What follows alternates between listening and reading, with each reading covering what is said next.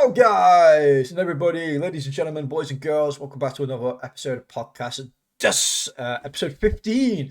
It's been a long ass time. It's actually been like 6 months since my last episode. Obviously, I've had 2 operations since then, so it's been a long time. So before we get into this episode, I just want to say, please, if you're watching this on YouTube or wherever, please, guys, leave a like, comment down below, show this some support. I would really love this episode to kick off.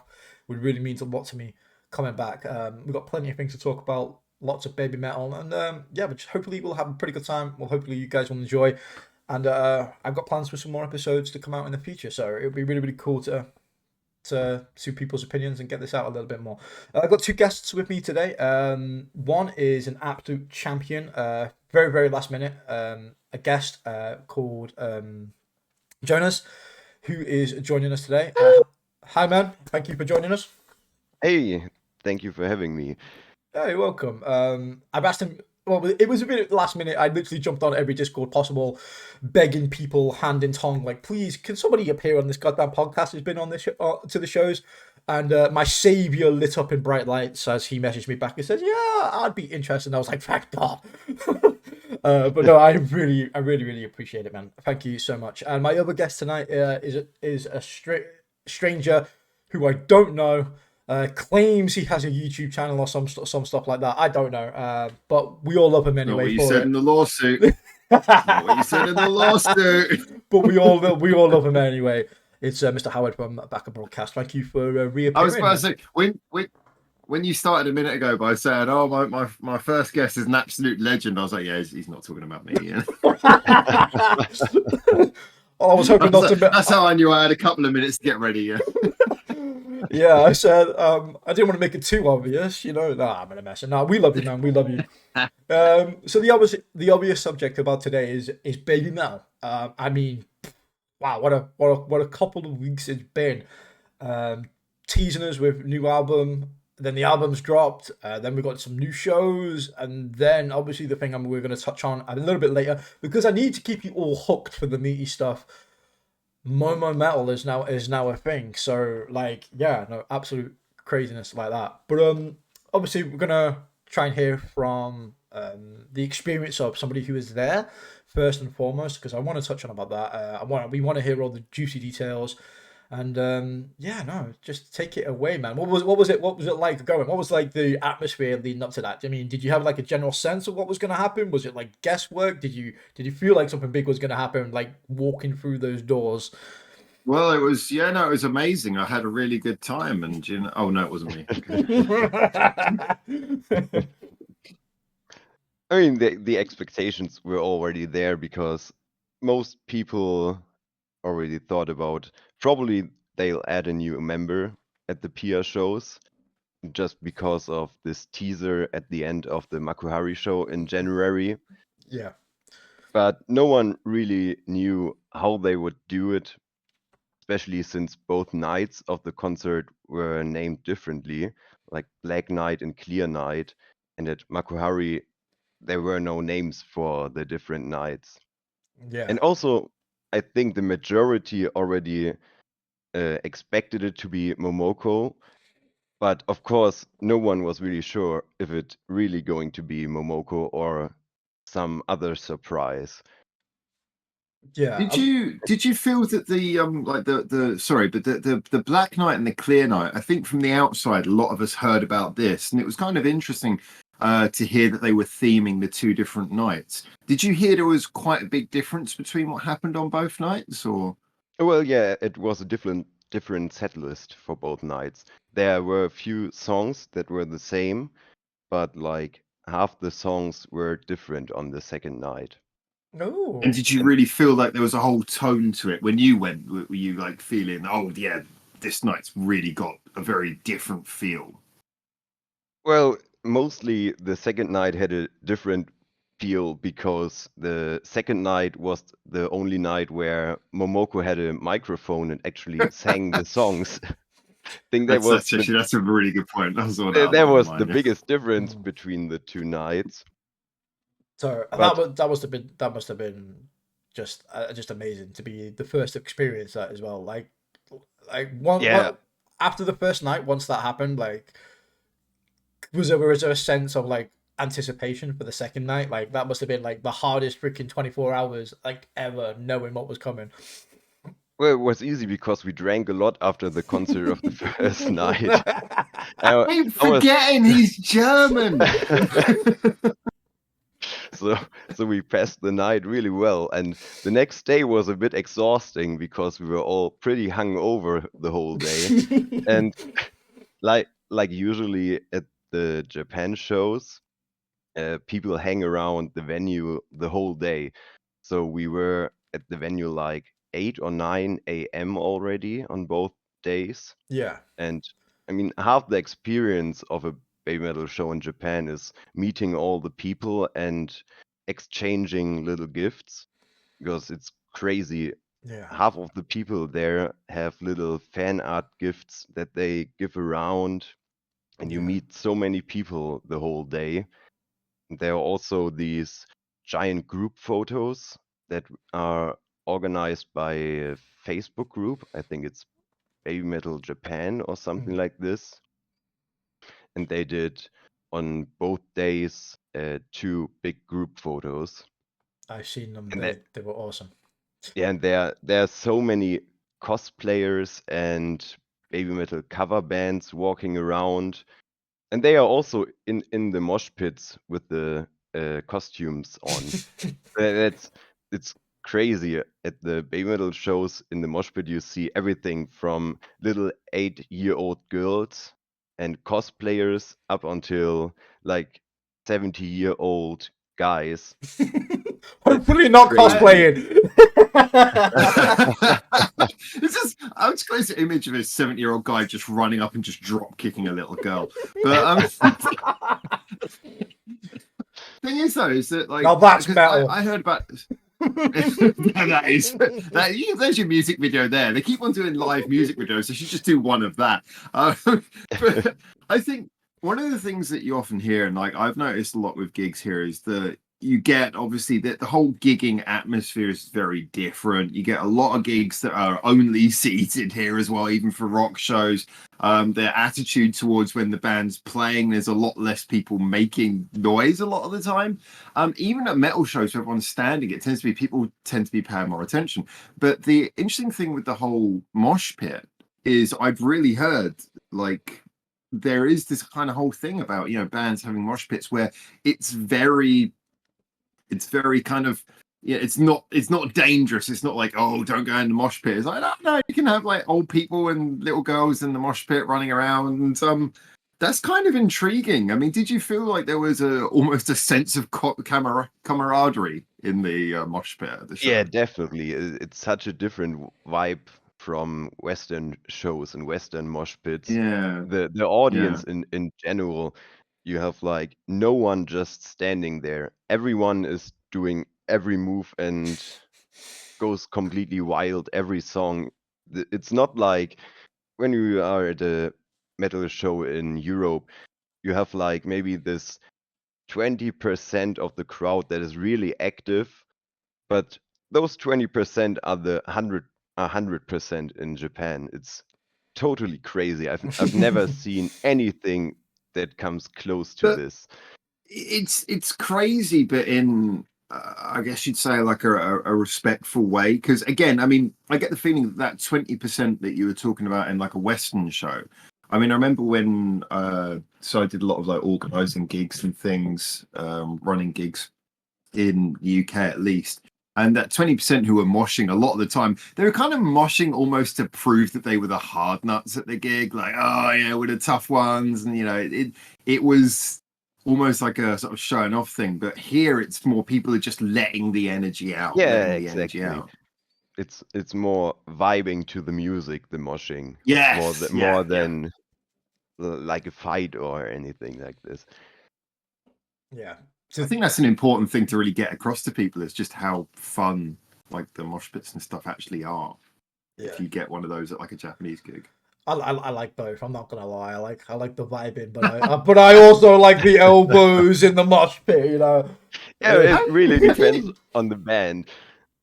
I Yeah, do have you had enjoy any- both too. Yeah, it depends on the band and the music and stuff like that. Have as you well. had any post-op mosh pits yet, Neon? I'm just wondering how that's going to go. No, I broke a rib, a toe, and I like really hurt my back once in a. I did. Oh yeah, I was doing a crowd surfing. I can't remember which band it was.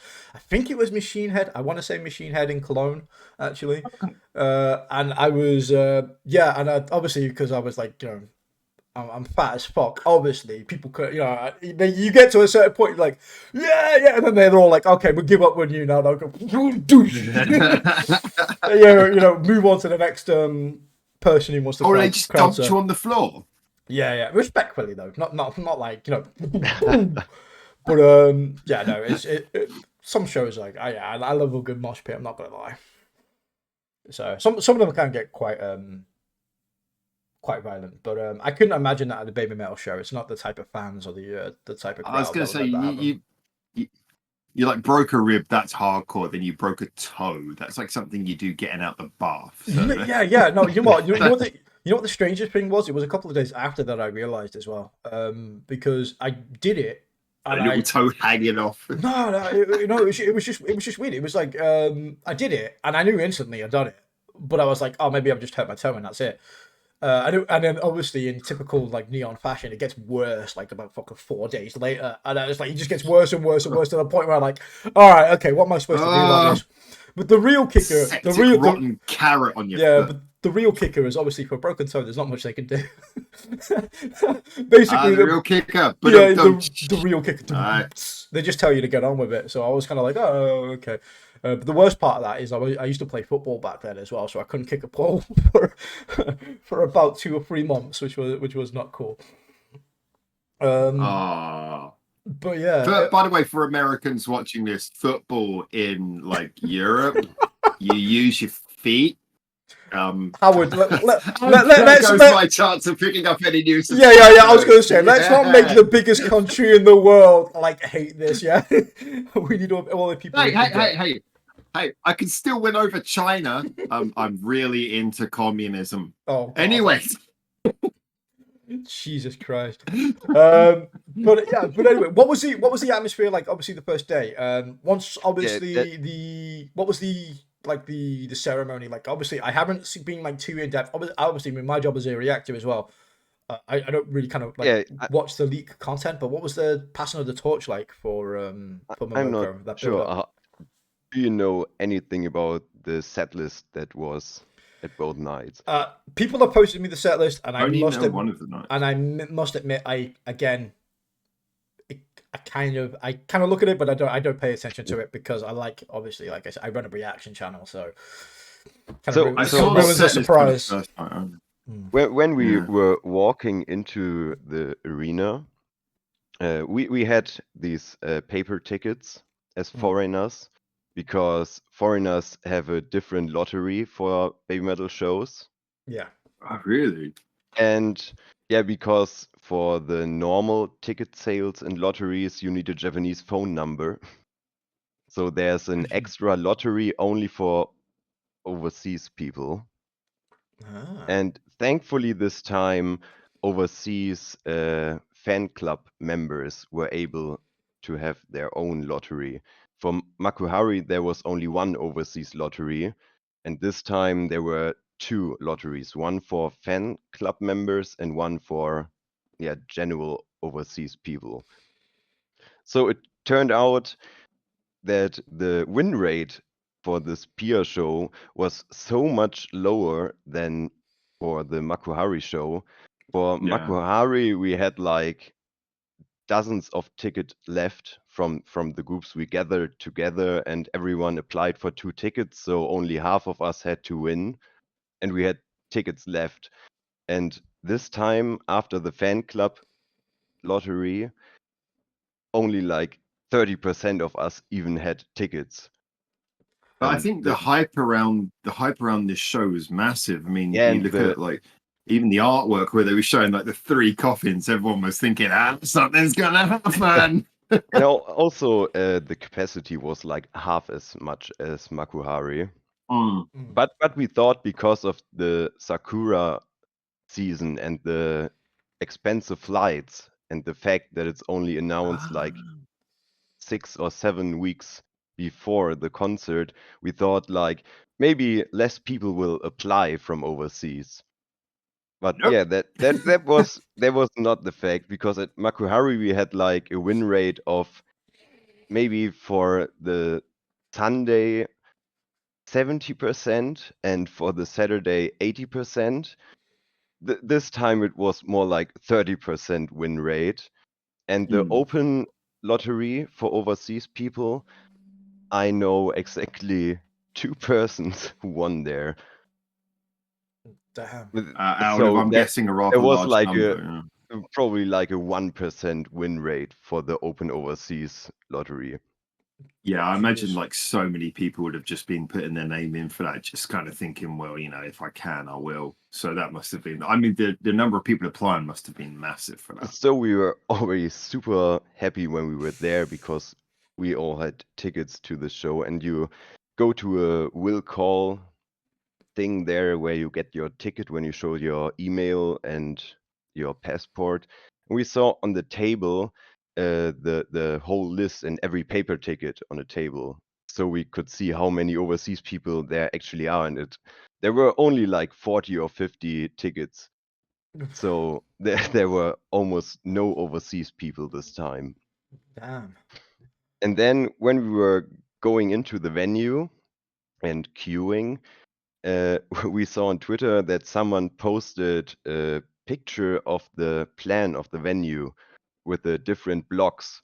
And then we saw which block we got as overseas people.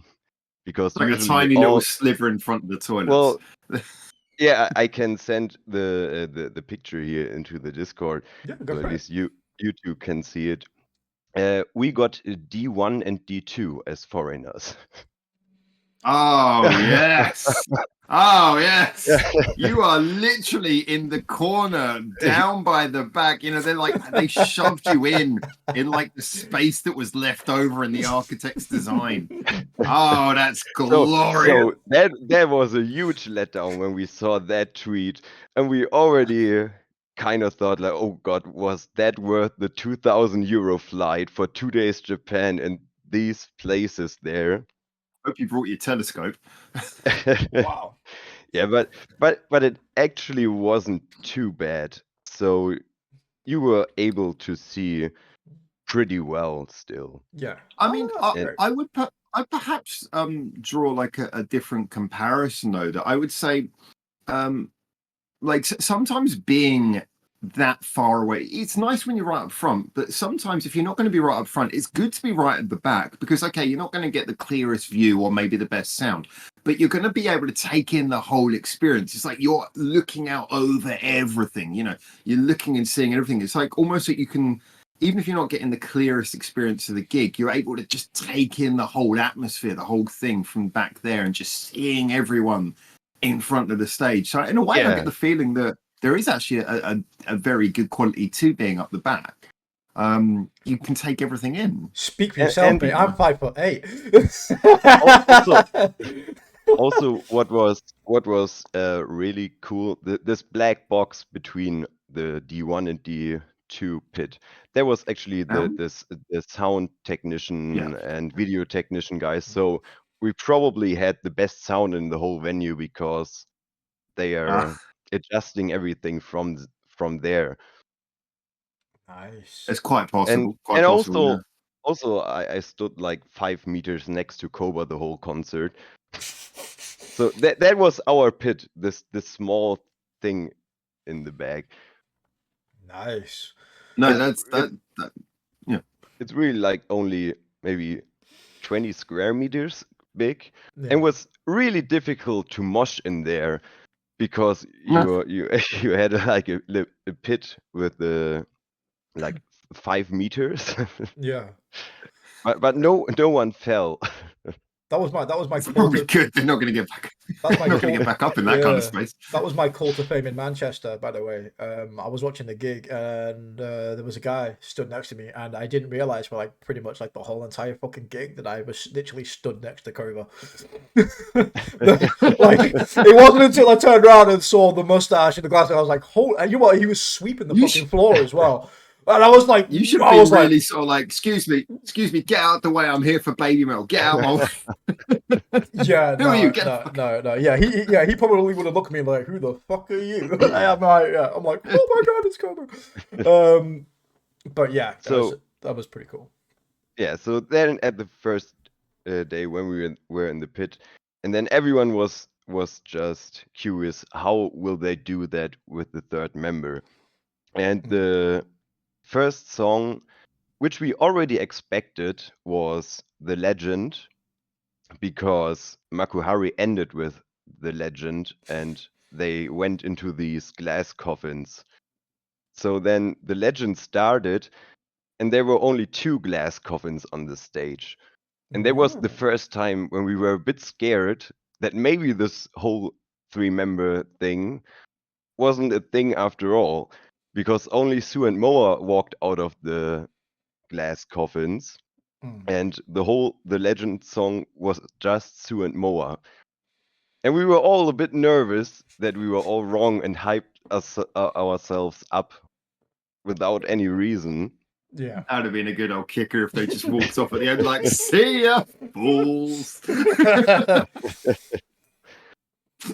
Yeah, but then they played a few songs like Megitsune and Gimme Chocolate, and Momoko was there on stage. Yeah. They still had the old outfits, like the Makuhari ones and the 10 Baby Metal Budokan outfits. So And yeah, Momoko wasn't mic'd then. yeah. No. When did So it start to sink in for you? When did it like really kind of like start to sink in that there was a possibility there for the third girl announcement at that show? yeah, I'm not sure. We thought they would probably do it at the end. But of course, we weren't sure if they would do it at all after it started with only 2 coffins. Yeah. What was Yeah. what was the reaction in the place for that? By the way, like being there, stood there, and hearing MOMOMETAL Deaths for the very first time. Like that must have got a massive cheer from everybody. Well, that was really crazy when that happened. But that was actually pretty much at the end of day 2. So I mean, it's still so crazy. my assumption is that, I mean, obviously, I'm guessing you've been a fan for quite a while, and I'm just kind of interested because obviously the subject has come up, and I'm going to broach this subject because I know everyone's going on about this. Is that I think like Momoko's she's very much earned this. I feel like she's been the third member. I think they've announced it, but I think she's been the third member for a long time already. Yeah, I But think so. yeah, a lot of people are still obviously talking about you, and obviously a lot of love for you, but I feel like that chapter is very much over. Did you feel though that when no, I'm just being honest, I think that, I've had this discussion over 2 videos, a lot of things, I think you have to, because I think it's fair that we have to like give Momoko a chance. I mean, she is now the active member, and I think we can't expect her to work under the shroud of someone else. But any negative comments, back a broadcast channel, by the way. Just letting you guys know.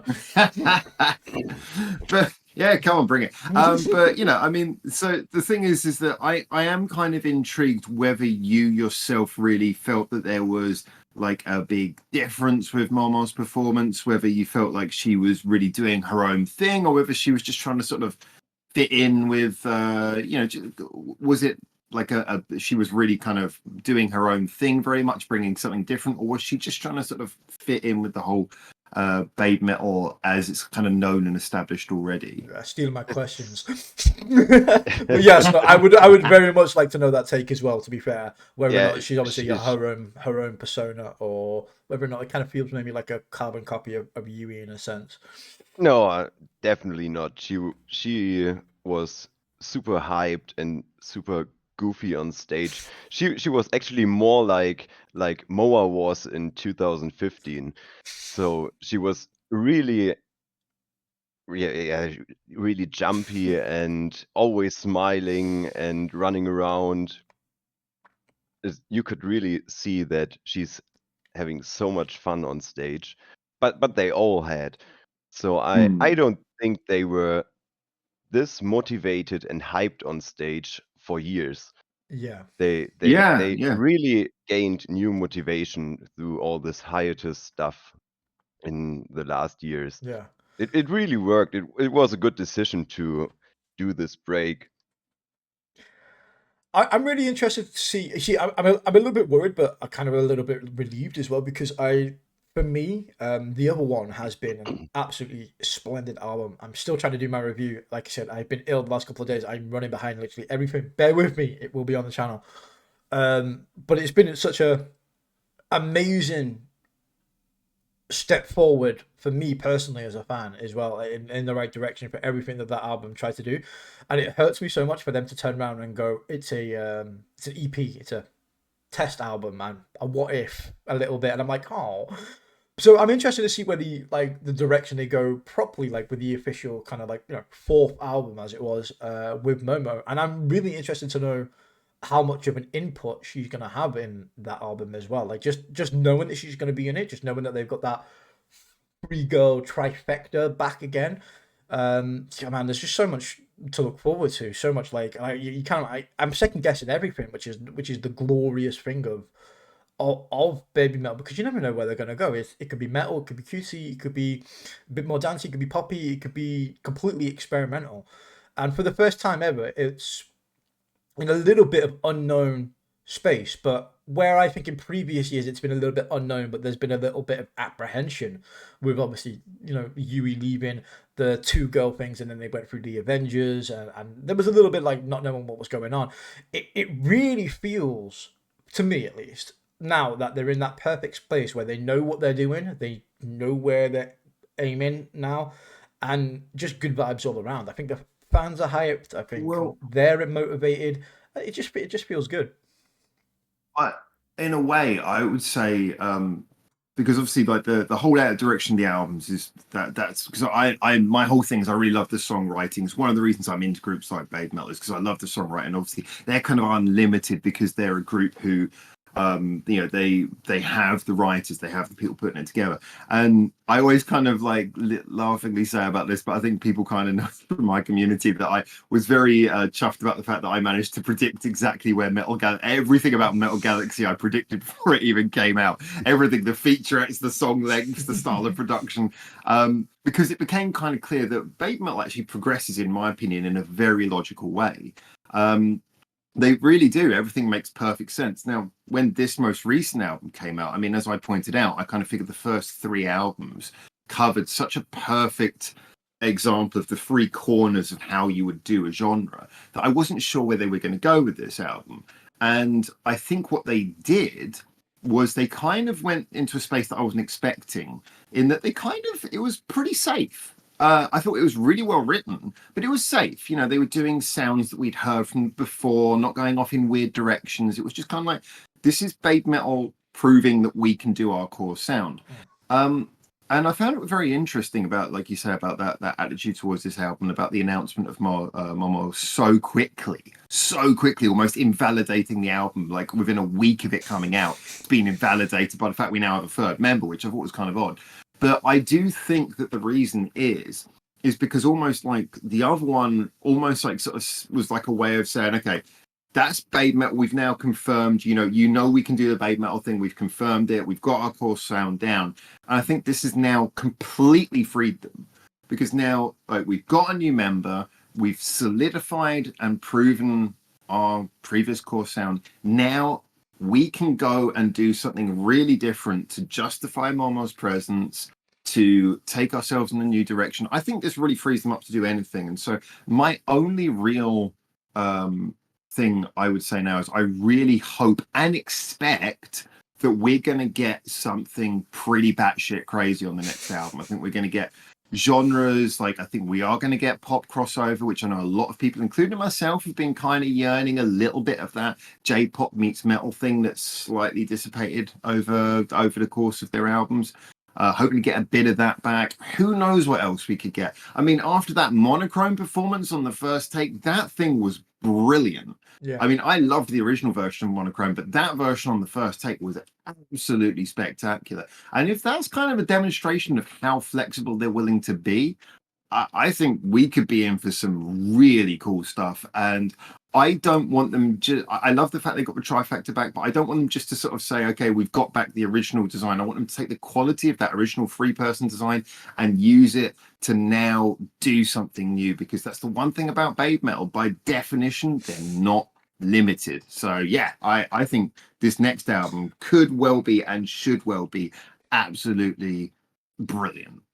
That's my hope. But yeah, the other one was great, but I think it was much more predictable. Next album's one I'm really excited about. What about you, Jonas? What was your personal thoughts on the other one? How did you kind of like interpret that album? I was really scared after the singles because the Really? singles, yeah. I mean, I liked most of the songs from the singles, Yeah. but I was also scared that the whole album will be this slow and kind of missing a bit of this heavy music they always had. Yeah. So I was super surprised when the whole album came out, and like the heaviest and fastest tracks were all not in the singles but only on the album. There was such a surprise, and it would probably been better if they had used a few of those songs as singles, because I know many people who were so turned off by the singles that they maybe didn't even listen to the album. Really? Wow. I can't. I don't think that's they well, can't be a fan then. no, I mean, anyone who goes, I've were listened to the single, I'm going to listen to those the. were to a huge part those were people who kind of lost interest in baby metal, but with the singles dropping, they wanted to give them a new chance, but then turned off again after these singles.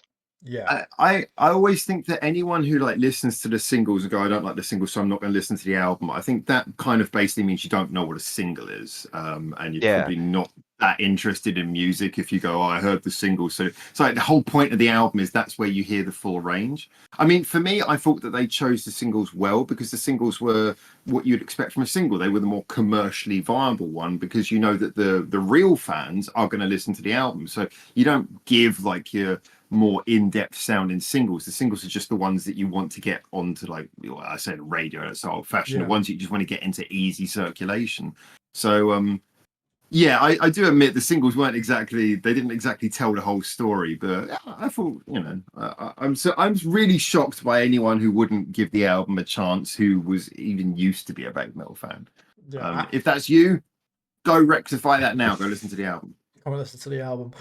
Yeah, no, I'm with Jonas on this one. I was pleasantly surprised as well. Hearing the songs that they didn't drop was mind blowing for me. Like, some of the best bloody tracks on that album are just hidden gems that they kind of kept away from us, which is absolutely amazing. I also love the answer from Jonas there, knowing that he's got a Discord to go back to after this podcast drops.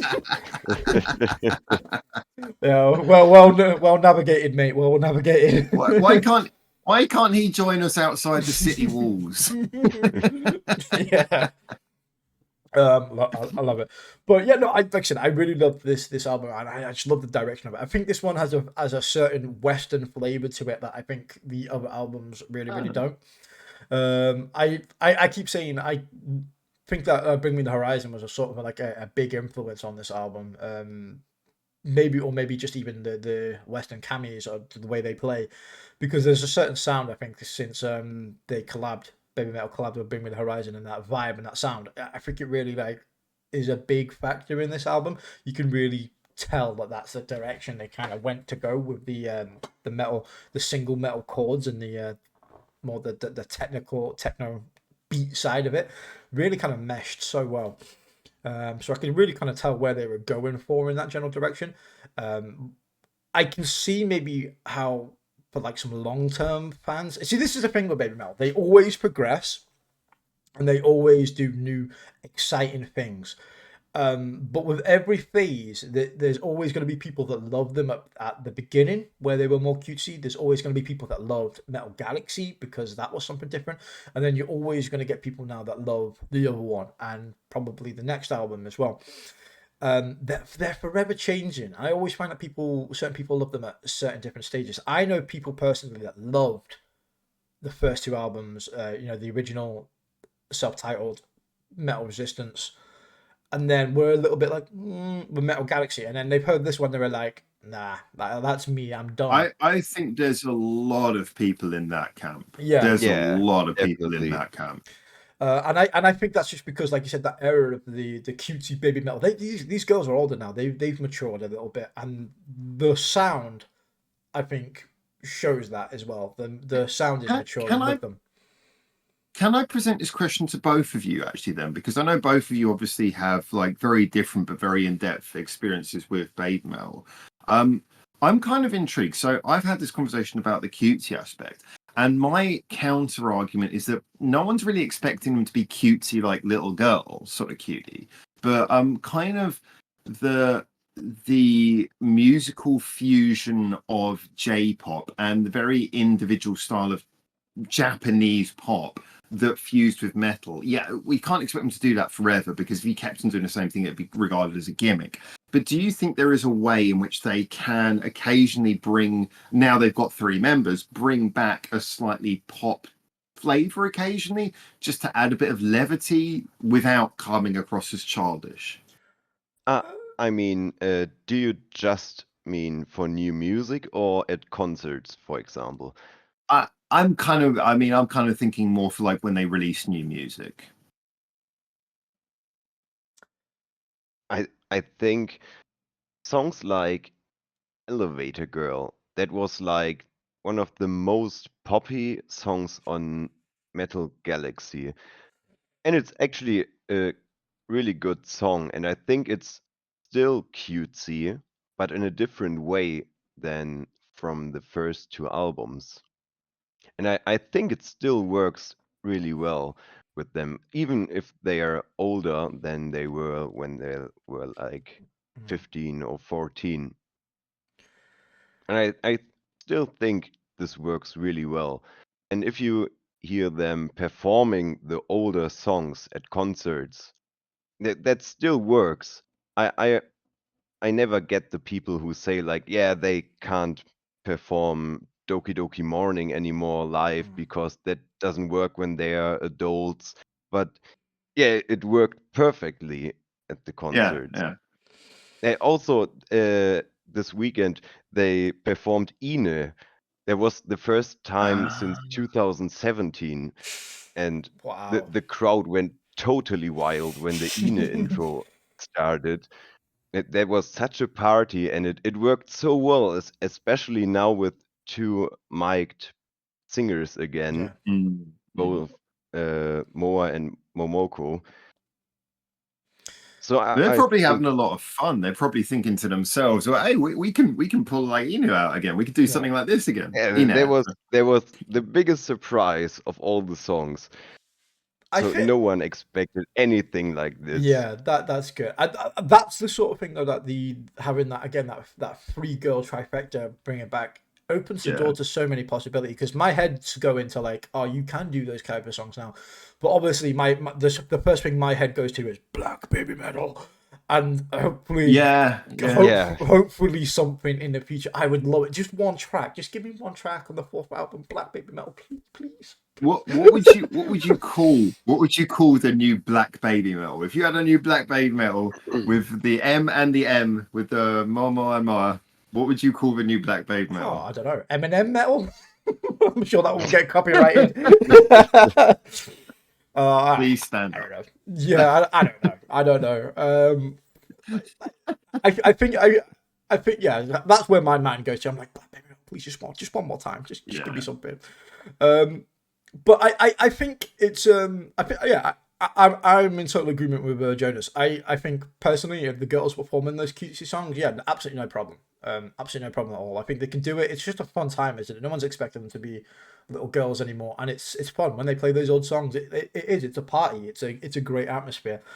In terms of like maybe songs moving forwards, I still think they've got that in their locker. I question whether or not they want to do that. I think. Well, I mean that's actually something where I've heard people say that before, and my feeling is I don't think it's a question about whether they want to do it. I think it's a question of whether maybe they feel the audience doesn't want them to.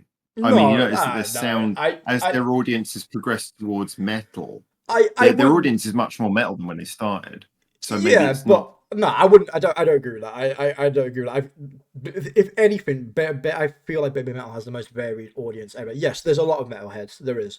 But there's also a lot of casuals, also a lot of pop fans, also a lot of people that you don't And even so if you're not expect. into metal, you're a casual. What?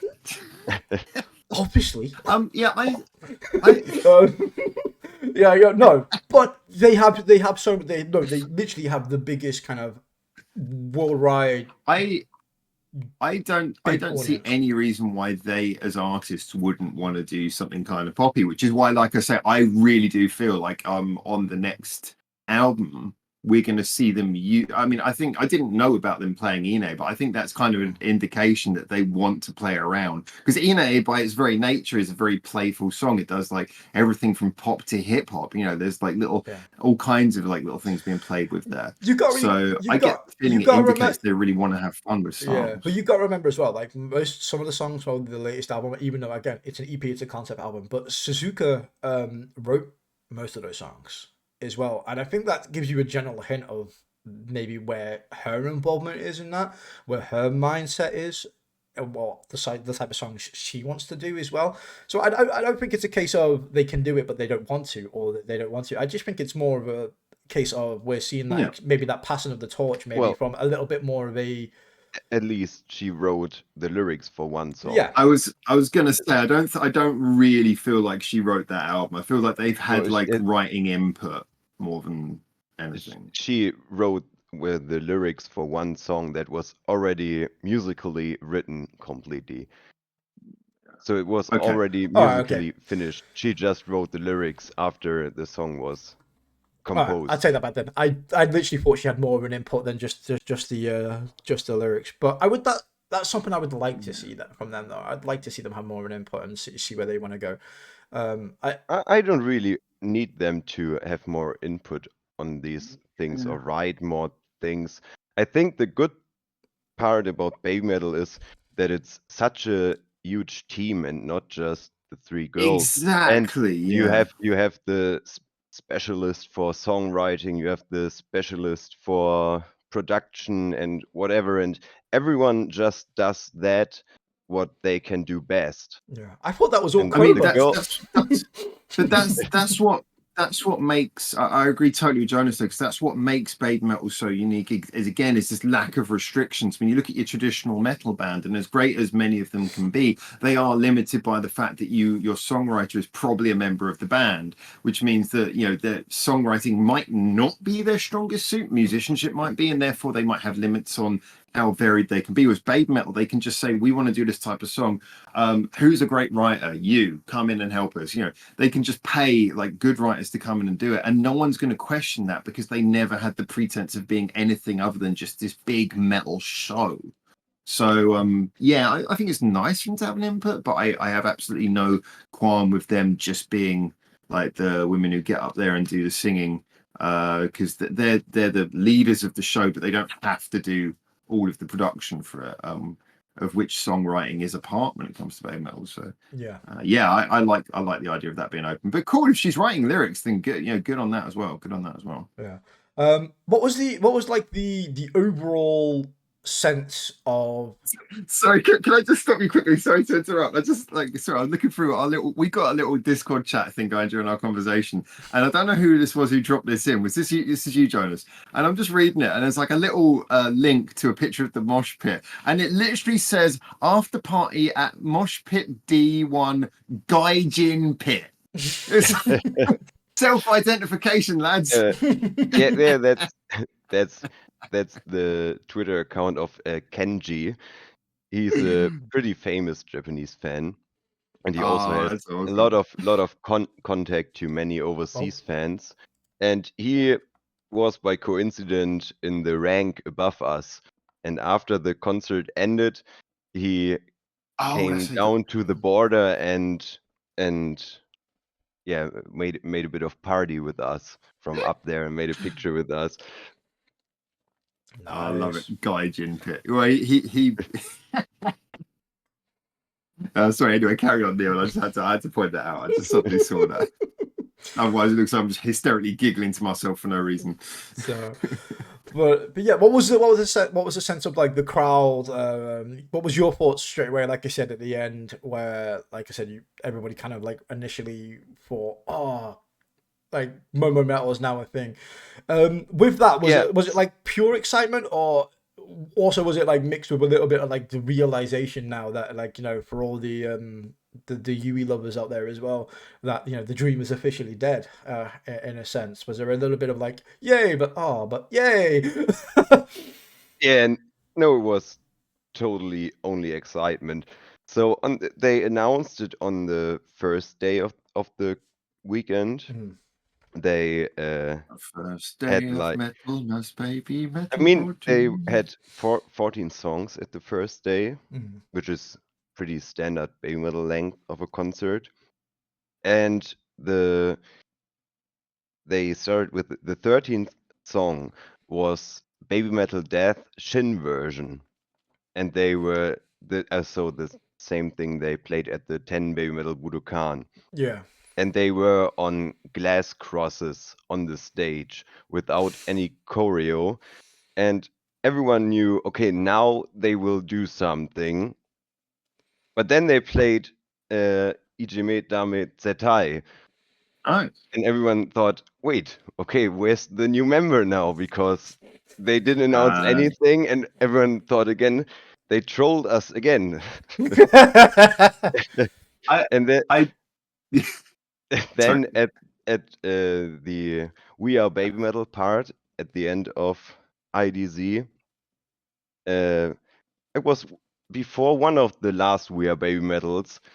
Sue just turned around to Momoko, smiled at her, and nodded a few times.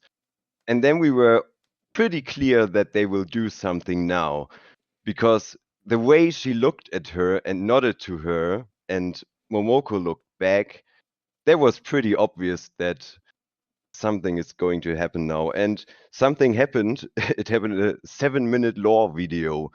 I think that was the longest lore they ever had at any concert. And there was a roller coaster of emotions, because they showed a lot of footage from old concerts back to 2014. Wow. With all 3 girls. And the lore voice said stuff like, yeah, we will never see these faces again, and now the new baby metal will be born. And everyone was so scared what will happen next, because that really sounded like, okay, we get totally complete 3 new girls. This is the end of these girls. Yeah. And then after like 5 minutes, there was this big text on the screen with vocal and dance, like they started with in 2019 the last time, I think. Yeah. And everyone just was holding their breath, which name will be there now. But thankfully it was Sue Metal, and everyone was super relieved. I noticed when we saw the footage of that, like I was kind of because I hadn't seen the whole build up, but I was seeing the Yeah. footage of that bit, and just the way that everyone exploded with joy when like Sue Metal was announced. Now I get it, because I was like, all right, guys, you just watched a show with her. It's like, you know, she's in the band, right? Now it makes a bit more sense. Yeah, context can be a great thing. Yeah, then when there was like at first was Scream and Dance MOMOMETAL, and then the second Scream and Dance and MOMOMETAL. You can't hear it on the fan cams. I checked every fan cam I found, but everyone went so wild in the crowd. Everyone was just screaming and jumping. There was crazy. There were so many emotions at this point. But I'm smiling just hearing you say it. Yeah. I mean, it is amazing how, and sorry to bring this up, it's amazing how I've heard some people react like that was like some like, oh, that's the moment when the dream was over, and I'm like, I don't know. I mean, I thought they'd been pretty clear with the 5-year gap and with having Momoko doing like hundreds of shows. I thought they'd been pretty clear. But yeah, no, I think the way they did that was, as you say, sort of stoke the fear that maybe the band's retiring or something, and then they give you Momoko as the third member. I don't think they were entirely sure, to be honest, because I might be misremembering, but I'm sure Momoko went off to do an idol show, didn't she? In Korea, yeah, in Korea. So I don't think they actually knew what was going on. I don't think it was until I think she wanted to do her own thing and possibly said, let me do this idol thing. This is what I want to do. Maybe my first choice. If this doesn't work, maybe I'll be a member of BABYMETAL. Oh God. Neon, you just said that was her first choice. Do you have any idea what sea of years of hate you've just set yourself up? No, but people are going to be like, every time you do a review, it's like, well, you wanted her. I mean, but she was always brought up to be an idol, wasn't she? Like you know, as much as BABYMETAL are idols, you know, every girl wants to be like a proper idol. Even Sue originally, you know, wanted to be. You know, you look at the early footage of Sue, and she's dressed in pink and all happy and wants to be an idol and stuff like that. It doesn't, just because it didn't pan out that way doesn't mean they're not happy and to be BABYMETAL. This is why I don't. This is why I don't think that the group would themselves would ever not, you know, choose not to do something poppy if the chance came up. Because I mean, as much as they love metal, I think that's the thing. They got this rounder perspective. They came from pop. They got famous through metal. I think they got an adoration for both. But yeah, Momoko is just like so perfect again, because again she's Sakura Gakuin, she's from there as well. And I think the thing in Korea, that was just an opportunity came up. Yeah, I think that was she probably hadn't been given a contract, and so she was just like, well, look, you know, someone's giving me a chance to do this as well. I'm going to do this, and then if you want to give me a contract, give me a contract. Yeah, I think it was a time maybe where like probably the higher ups at Amuse probably didn't know what they were doing with BABYMETAL either, and I think it was an opportunity that she probably was like, oh, I need to take this. You know, you don't know what tomorrow is going to bring, and you know, in the entertainment industry, you either make it sometimes or you don't. So maybe it was just an opportunity or something she felt like she had to do. But I'm very, very glad that the higher ups went, oh, fuck, we may have fucked this up, and then obviously it didn't quite work out for her on that show, and then they you know, brought her back into the office the next day like, Momoko, hey, how are you doing? You know, we have a business opportunity for you, and A-pop's loss is the metal world's gain. Exactly, and I'm okay with that. Yeah, I'm happy with that as well. For me, it's the perfect outcome. I couldn't think of anything better. Like I said this from the last episode. 100%. What was also pretty cool during karate, they in the I don't know, it's the bridge where they lay on the ground and then help each other up. There was quite a long one this time. Yeah, and they showed on the screen scenes of them picking each other up from the last 10 years. Oh, with wow. different people helping each other up. And the last scene was Sue helping up Momoko from, I don't remember if it was Ten BABYMETAL Budokan or if it was this Rock May Khan stream, but the last scene was Momoko being helped up. That was a pretty cool detail if you think about it now that she became a member this day. Yeah, that is pretty good. Yeah. So I think as well. I mean, again, I think it's a little bit of for all of all the hard time people give Koba. I think he knows what he's doing when he's putting this kind of. He knows. It's like, I know exactly how to punch you in the heartstrings. All right, Yeah. This is what I want for my video. People are gonna cry, and I'm gonna like it. I'm convinced he's just some random person in like all the Baby Metal servers on Discord and stuff like that, just undercover, listening to like what everybody's saying and going, "Hey, that's a good idea." I'm sure. He absolutely loves to have these foreshadowing things and these Easter eggs at concerts because just today someone on the Baby Metal Discord found out that at the Makuhari show, when they were in front of the coffins at the end, Momoko was already wearing the new outfit from Clear Night Pia. You can see it at the shoulders that she already has these clear plastic sheets on her shoulders. So that's actually already the new outfit that she was wearing. And no one noticed no that one picked up the on last that. 2 months. Wow. No one saw that, and just today someone noticed Do you that. know? I'm actually quite amazed. I mean, I wouldn't have noticed it, but I'm amazed I was noticed that, considering the amount of things that the Baby Metal fandom finds. They'll just like see, like they're like numerologists. They'll see what they want to see everywhere. There's like a million and one theories. They know. Everyone was so focused on trying to recognize who this is that no one looked at the outfit. I know. Totally. Usually they know when a freckle's out of place, and we couldn't tell the pants. It's like you were trying to work out who the person in the silhouette was, and you didn't consider the shape. I mean, it's kind of the only thing you got to work with. And once you see that, it's so obvious that she's wearing a different concert than Stu and Moa. It's so obvious once you see it. I just want Cobra to get up on stage and just go, I'm dropping breadcrumbs and you're not paying attention. And then mic drop. Like, angry. That's it. I'm out. Next time, you just get a dance show. Fuck you all. I'm out.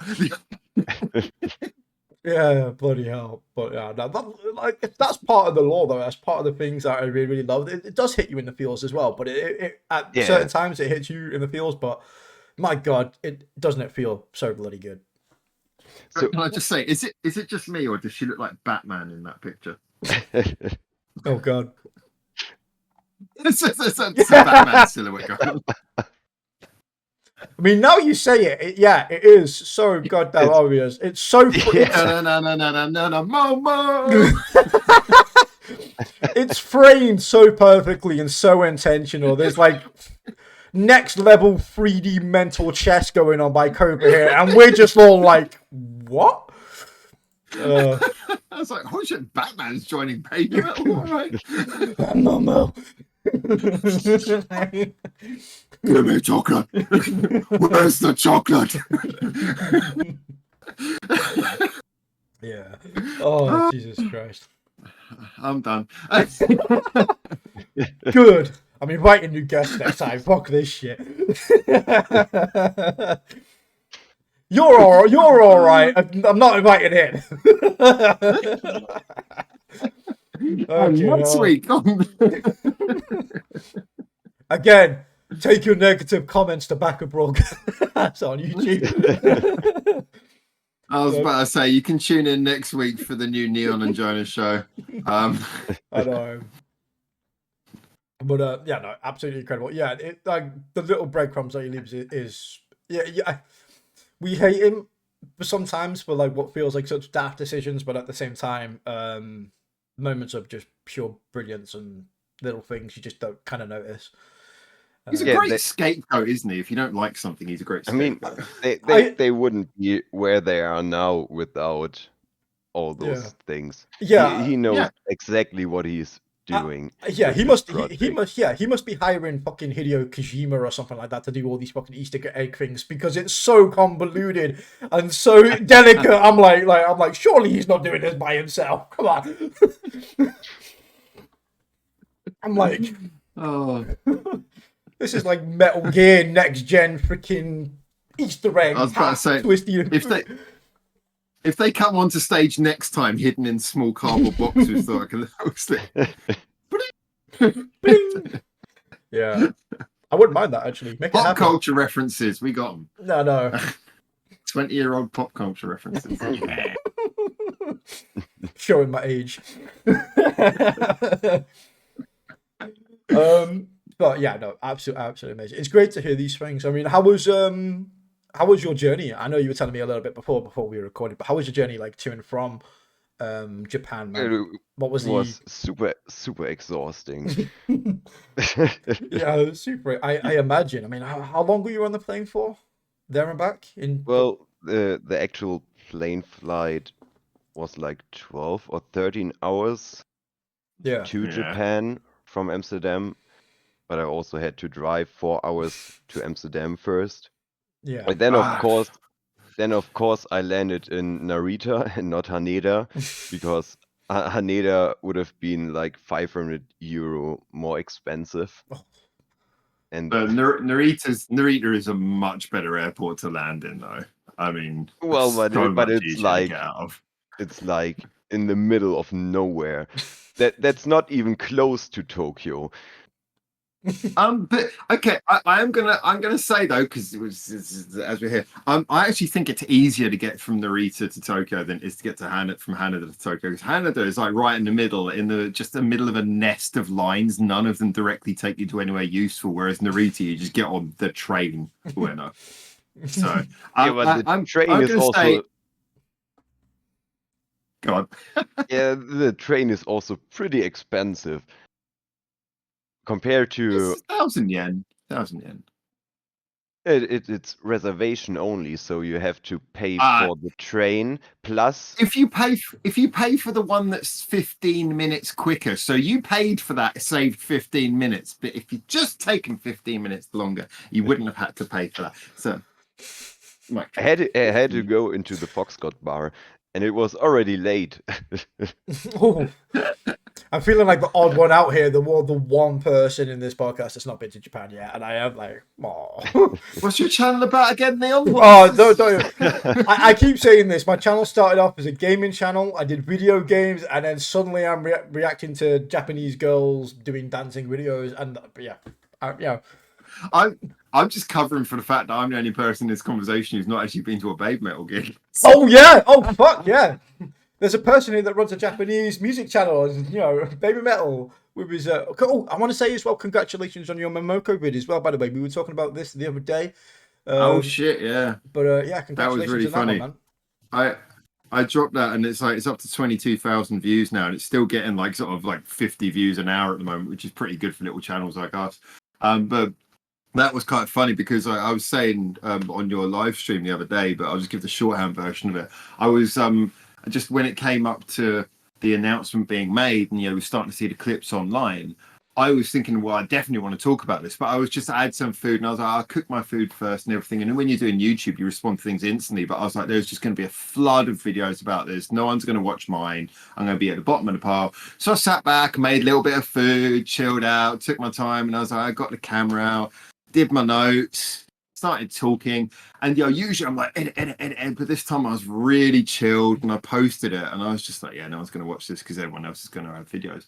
And then like I realized it was like half an hour in, I had like 400 views after about half an hour, and then it just kept on accelerating at an insane rate. And I just started having a look. I was like, no one else is posting about this. And literally for about the first 24 hours, no one else did a video about quite possibly, and I'm not just saying this, quite possibly, in my opinion, the biggest piece of news in like Japanese, pop culture music for ages. I mean, you could say like the last rock stars and everything, but in a way, that's a comeback thing. It's kind of old news, you know. It's like an old group coming together, you know, super group. But this is like as far as new news, this is like the big thing, the big group, you know, the one who's been carrying the name of Japan overseas. Finally, after like 5 years, has their new member. This is massive, and like no one's posted anything. I was like, yeah, you can give me all the views you want. So, Yeah, But I mean, I was really amazed. you were lucky. My body gave out. I had an attack literally the day that got announced, and I was like, I'm gonna do a video. Always an excuse Yeah, with you, isn't there? I know, and I literally planned to do it in the morning. Unfortunately, my body was like, nope, out for 3 but you days, have, and you I'm have like, to be you have to be quite deep into baby metal that you even heard about it, because baby metal didn't really I was announce sitting waiting. it. yeah, I know. It was amazing. I'd It was been amazing. waiting for. This is I when was waiting for the show to end. This is when I love my community. So every single person watching this, just by the way, fucking love you. But it was funny when it was happening, because I was talking to a few people, and there was one particular person, and we were talking as the concert was going on, and they were watching a live stream of the show, and it was being recorded on someone's phone, but they had their phone in their pocket, so you couldn't get any video. You could just hear sound, and literally when it happened, when the baby metal dance, they went, "Oh my god, they just announced the Momoko!" So that's how I knew from a fucking live stream in someone's pocket, from somebody telling me, "Yeah, guess what?" That's awesome, but honest to God, made my day. we should consider your sources, and you should now play the FBI open up meme. Yeah, I mean, like, I didn't have anything like that, although it might well have been on my community, so apologies. I love you guys as well. I just don't pay any fucking attention to you.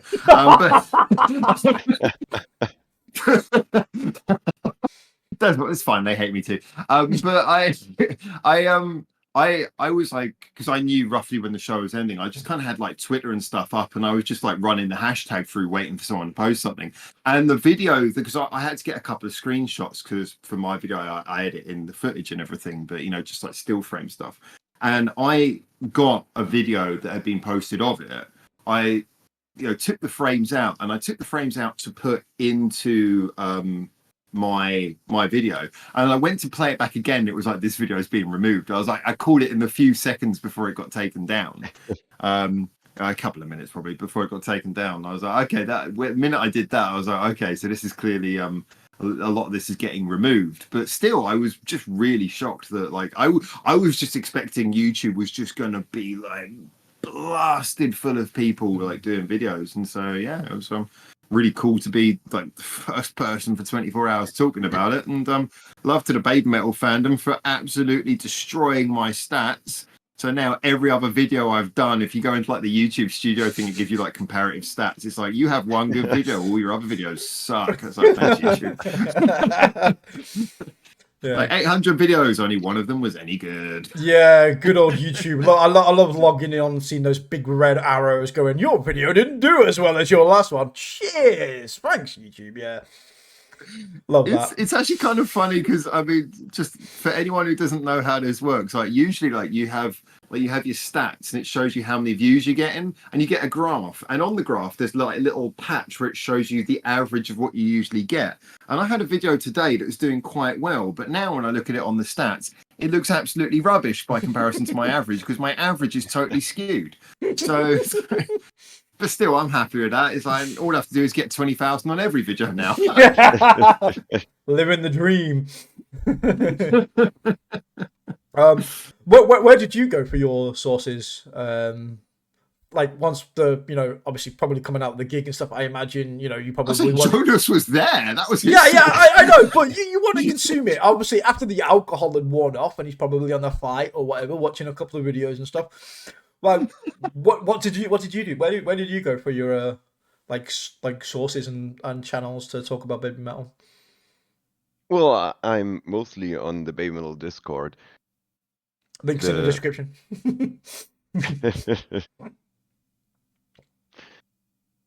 So, but Yeah, yeah, I'm there pretty active there since over a year yeah. by now. Cool. Fair enough. Fair enough. Yeah, no, the Baby Metal Discord server has been absolutely amazing. I've been there for many years now. I'm surprised they haven't just kicked me out by now. To be honest, every time I log in and I'm still there, I'm like, they still like me. And then I type in there and they're like, who the fuck are you, Neo? And I'm like, oh, I haven't been invited yet. I still haven't even been invited. Talking about Discord servers, did you get the announcement that Baby Metal has an official Discord server for fan club members now? Ooh, no, I didn't. They announced that after the first show. And Well, it seems to me when like you're Kolber's finally got his think tank. well, that's a God, that server is so shitty. You can clearly see that someone designed the server who never had any contact with Discord. Someone was just like, they're using a Discord. Quick, Google it. I will make a Discord. Well, yeah, exactly. That's how the server is. It has like 3 channels where people can write, and those are kind of in the middle of different channels. And yeah, it's a bit weird. I hope I'm they sure will he do can make more. some law to explain it. Yeah. I mean, I really hope they will do more out of it, Yeah. because there's so many possibilities to give fan club members like exclusive little video messages or whatever. And they already tried that with 1.5. 1.5 has a Discord server for members for almost a year now, I think. Yeah. I don't think it's within like Kobe's nature to do like anything too fan appeasing. I could totally see the server being used primarily for probably like merch, probably ticket sales or something like that. I think that's the general direction I can see that server going. They had That's probably a something good point. You probably similar. finally get ticket priority. They had something similar in 2013 though, Mm. with the Baby Metal Apocalypse Web, which was the thing that existed before the one. It was basically the first fan club membership from Yeah. Baby Metal, and they had video messages from the girls and everything that were uploaded regularly. I think you can probably find them on YouTube, these videos. Ooh, that might be a YouTube video for me in the future. If anybody has access to these videos or something, let me know. That's something I'd love to go There are back and also rewatch. translations. Even Pretty better. sure.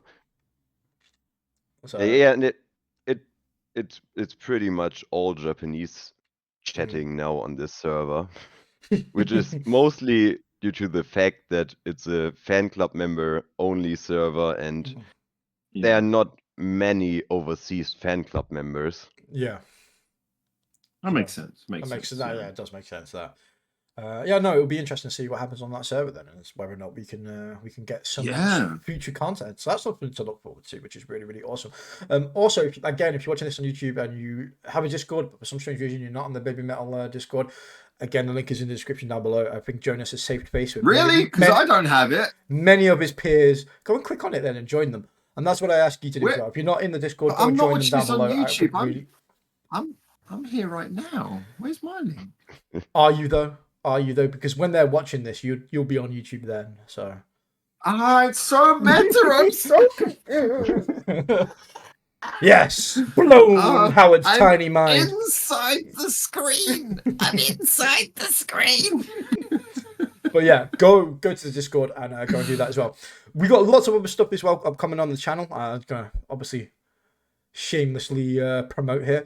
I am off to go and see Baby Metal next week as well. So I'm going to have lots of content on the channel for the Baby Metal show. I'm going to have some interviews. I'm going to be meeting a few people as well.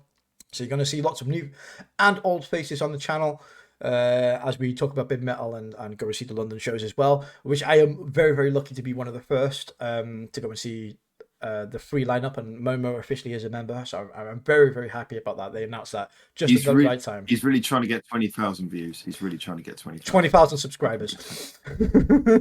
yeah, make it happen. Make it happen. But yeah, no, we've got lots of snow. I also have a giveaway as well for those Big Metal fans that are in Discord. I might as well promote this now because I can already feel my mods glaring the back of my head, saying, "Neon, promote your crap." So that's what I'm going to do. We have we have a giveaway that's happening on my Twitch channel this month, where you can win yourself a Baby Metal flag, a Baby Metal towel. Woo! As well as a official papaya towel as well. But also we have some other prizes and stuff to give away on the Twitch channel. We're giving away some awesome DVDs of past shows. The Wembley DVD, I know it's probably not my backlight is probably blocking most of that. I apologize. But we've got so many DVDs of Baby Metal concerts to give away. So if you want to be in a chance to win some awesome Baby Metal merch, and I will be picking up hopefully a little bit more at the concert as well. So if you want to be in for a chance of winning that one, come follow me on Twitch and be in for a chance to win that one. It's really simple. Just jump in, do either 5 gifted subs or 1,000 bits.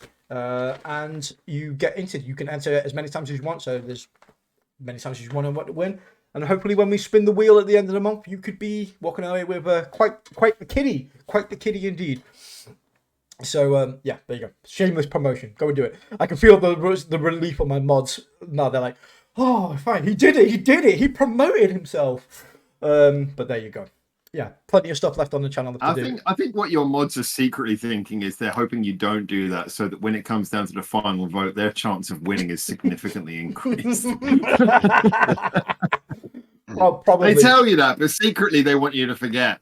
So it's got less competition for them. Yeah. Probably the people that were already in it now are like, fuck's sake, Neon, no! I wanted to win some prizes. But like I said, it helps the channel, helps my channel grow as well. It all goes to a good cause as well. Me. Because I need it. Not using that YouTube money, not earning that YouTube money yet, unfortunately. It goes all my videos mostly go into Cobra's back pocket. So I appreciate all the help. And you win some cool stuff from it as well. So yeah. Was there any after parties or anything for any other concerts, Jonas? From the nights? What was that like? For the first show, there was a organized after party, which you could, you could put your name on a list before the day. Yeah. And yeah, there were like, I don't even know, like 50, 60 people maybe. Wow. And so people rented a whole bar or restaurant, and everyone could drink as much as they wanted for, I think it was 5,000 yen. Yeah. Ooh, that's pretty really cool. Yeah, the same people already organized an after party for the Makuhari shows. Yeah. Oh, nice.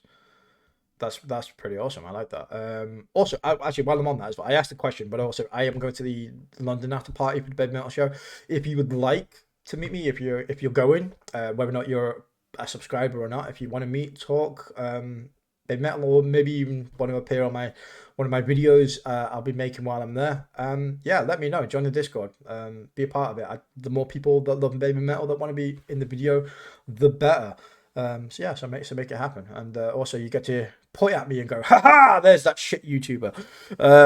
So yeah, it's all good. It's a win-win. Can we do that? Yeah, go on if you want. Jonas, 3, 2, 1. Haha, it's that shit YouTuber. No, haha, it's that shit YouTuber. Yes. I'll take it. But yeah, I think actually though, I'll be honest with you. I think if you are like if you're one of Neon's subs, then I think you should definitely. I think that would be awesome actually, just for like you to have like, because you've got so many subscribers, for there to be like a little Neon party would be really cool. So yeah, I think if you're one of Neon's subscribers, try and get a group of people together. Try and get a little group of subscribers to come and just surprise him I don't think think I'm that that. would be awesome. I don't think I'm that popular. Jesus. You've got like 17,000 subscribers, dude. I'm sure you can rustle up a good sort of 50 people to take you out and buy you some drinks. 16,000 of those tolerate me. There's a difference.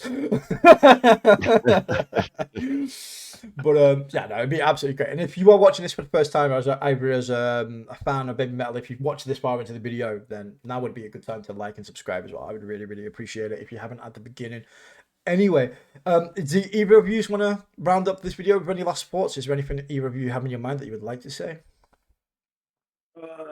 Well, I do. I'll drop a little plug. I'm sure most of you, if you're on Neon's channel, you've probably already seen my face strolling around a little bit. But if you haven't, my channel, Baka Broadcast, is available if you want to listen to some reviews of music. I do reaction stuff on Twitch as well, so you can check out Baka Broadcast also on Twitch. It's very honest, so people give me their songs, and I tell you exactly what I think as someone who is very songwriting focused. So it's kind of a good place for people who like to have like a conversation, who just enjoy difference of opinion on music. It's a really nice community as well. We've got a great Discord community. If you come over to my channel and subscribe, you'll be able to find the links for Discord community as well.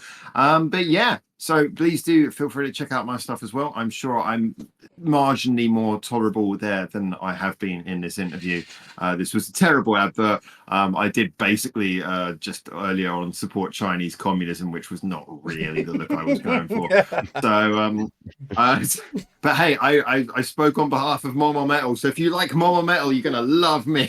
Like there's no similarity. Anyway, so, this advert's gone to shit. This advert is, you do what you want, and hopefully I'll see you around. I'm gonna go back to these two. These two actually have minds. Continue, guys. Yeah. Oh, well, there you go. Go subscribe. Always a laugh there at Back of Broadcast. But Jonas as well, my man. I want to say a big thank you for agreeing to be on this. Your insight has been absolutely amazing. It's been lovely to have you on. Hear you talk, spin your tales, and I was just getting emotional just hearing you go through some of that stuff, man. So absolutely big thank you. Yeah, I'm sure I a lot loved of hearing viewers, about the video. That was cool. No, you've been an thank absolute you for pleasure. having me. It was fun talking about it. I got emotional again too, just talking about it and then thinking about it again. Yeah, man. Just hearing it was incredible. So thank you so much, man. If you're watching this on YouTube, again, guys, like, subscribe, all that crap. I know I said it a million times. My Discord, Howard's Discord, and the BABYMETAL Discord are in the link in the description down below. So if you fancy being either a part of either of that, go there, boost the numbers. You won't regret it. Really, really nice places to be, all three. Japanese centric stuff, lots of bands, lots of music, lots of culture. Just generally a good time. So if you like this so far, you'll like it there. Also, guys, like I said, have an awesome day. Once again, thank you to my two guests. You guys are awesome. You guys are even more awesome. Thank you so much. It's been a pleasure. I tip my hat off to you, and I'll see you guys next time. No, take your hat off. Literally take your hat off. Bye, guys.